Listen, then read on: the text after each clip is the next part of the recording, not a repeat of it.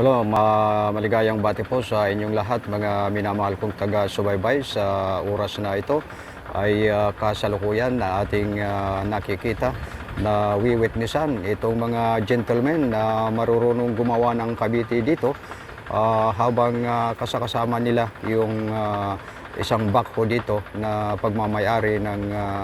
kontraktor natin sa widening nga ng ating kalsada dito sa Municipality of Bagulin, particularly dito sa Barangay Baay, na kung saan ay puspusan yung kanilang pagtatrabaho para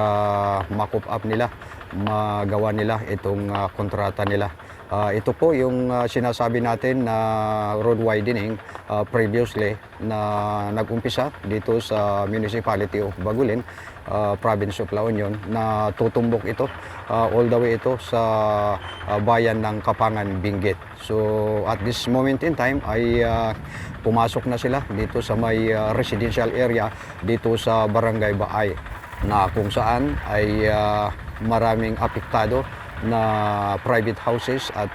some part of the government establishment na apektado sa road widening na ito. Kaya yun, parang nakakalungkot pag nakikita natin na talagang nababakbak yung some portion ng mga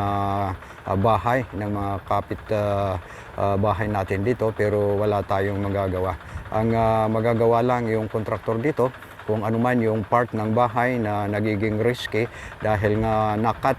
dahil sa makukuha ng road widening, ay it is their obligation na gagawa ng retaining wall nito para hindi tuluyang magiging risky yung bahay na ito. So yan lamang po mga kapatid, at